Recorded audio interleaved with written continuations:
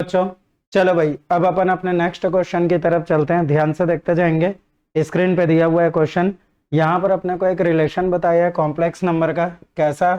तो ये बताया है √3 + i इक्वल टू, ये कितना दिया हुआ है? तो ये अपने को दिया हुआ है कितना, a+ib इंटू c+id।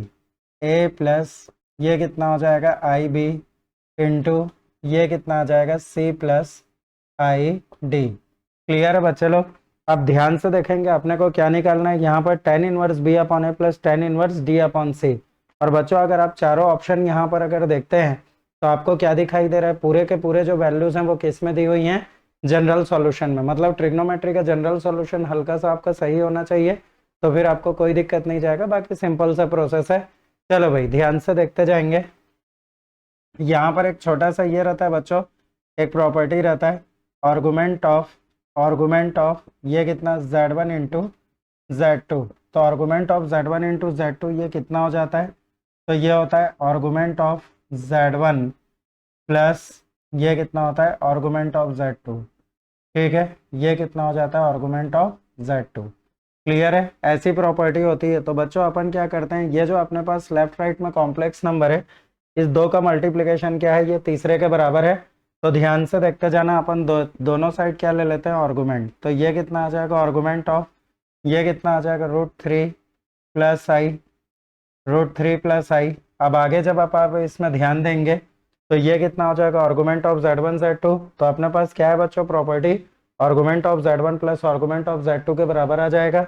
मीन्स ये कितना आ जाएगा आर्गुमेंट ऑफ, ठीक है, ये कितना आ जाएगा अपने पास a+ib इन प्लस ये कितना आ जाएगा आर्गुमेंट ऑफ, ये हो गया c+id। क्लियर है? फिर मैं यहाँ पर एक प्रॉपर्टी बता रहा हूँ बच्चों, हालांकि ये प्रॉपर्टी नहीं है, ये तो इसका बेसिक ऑपरेशन है। अगर आर्गुमेंट ऑफ अपने पास कितना है x+iy है, x+iy है, तो इसको अपन क्या लिखते हैं बच्चों, tan inverse imaginary upon real. तो ये कितना आ जाएगा tan इनवर्स, आपका इमेजनरी पार्ट कितना है y और रियल पार्ट कितना है x।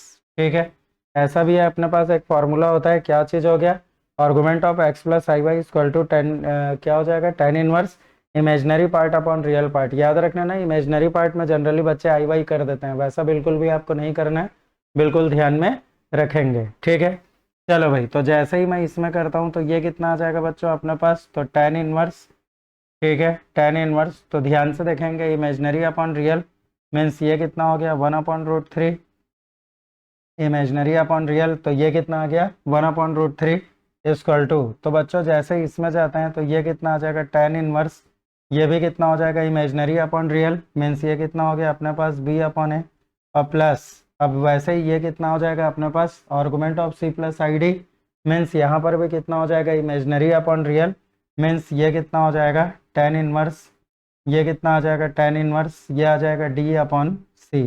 क्लियर है? तो ध्यान से देख ले बच्चे। ठीक है, क्वेश्चन को ध्यान से देखें, अपने को इसी की वैल्यू चाहिए तो बिल्कुल देखें। tan इनवर्स 1/√3 क्या हो जाएगा अपने पास, तो 1/√3 किस में आता है 30 डिग्री, 30 डिग्री मतलब 5/6।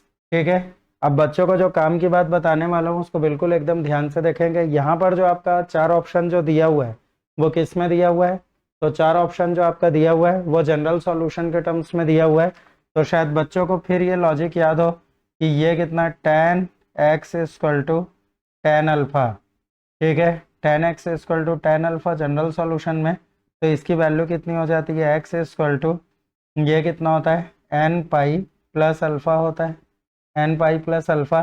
तो बस यही वाला लॉजिक चलेगा। अपने पास कितना है आंसर, तो ध्यान से देखना, ये जो अपने को वैल्यू चाहिए था ध्यान से देख लेंगे। तो इसकी वैल्यू कितनी आई π/6 आई, और जैसे ही इसको आप जनरल सॉल्यूशन में लिखेंगे तो ये कितना हो जाएगा n पाई और प्लस ये कितना आ जाएगा π/6। क्लियर है बच्चों, कितना हो जाएगा n पाई प्लस π/6 और ये आपका क्या हो जाएगा आंसर। तो ध्यान से देख ले बच्चों, कुछ आर्गुमेंट की प्रॉपर्टीज थी।